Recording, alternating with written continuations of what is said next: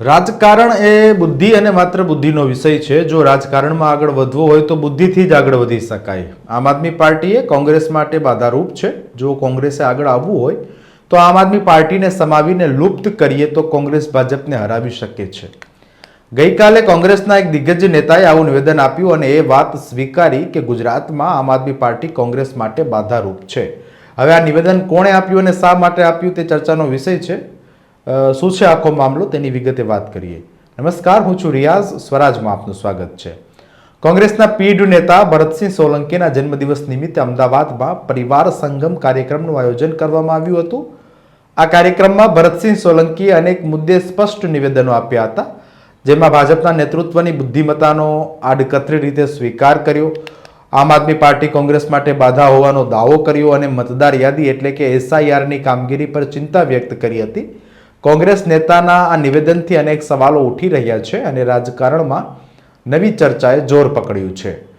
ભરતસિંહ સોલંકીએ ભારપૂર્વક જણાવ્યું કે રાજકારણ બુદ્ધિ અને માત્ર બુદ્ધિનો વિષય છે અને એમાં જો આગળ વધવું હોય તો બુદ્ધિથી જ આગળ વધી શકાય છે. ભરતસિંહ સોલંકીએ આમ આદમી પાર્ટીને ગુજરાતમાં કોંગ્રેસ માટે એક મોટી બાધા ગણાવી હતી. તેમણે પોતાના ભાષણમાં કહ્યું હતું કે આમ આદમી પાર્ટીની વિચારધારા શું, એનું નેતૃત્વ શું, એ કેટલી ચાલવાની. જો આમ આદમી પાર્ટીને સમાવીને લુપ્ત કરીએ તો કોંગ્રેસ ભાજપને હરાવી શકે છે. આ સાથે જ તેમણે કોંગ્રેસના કાર્યકરોને અપીલ કરી હતી કે આપના નેતાઓ આગેવાનોને સગવડતા તથા પદ આપીને પણ કોંગ્રેસમાં જોડો. તેમણે દાવો કર્યો છે કે પ્રજા ભાજપથી કંટાળી ગઈ છે અને આમ આદમી પાર્ટીના મૂળભૂત માણસો જૂના કોંગ્રેસી છે. ભાજપ વિરોધી શક્તિઓનું જોડાણ થાય તો કોંગ્રેસ ભાજપને સીધી રીતે હરાવી દેશે.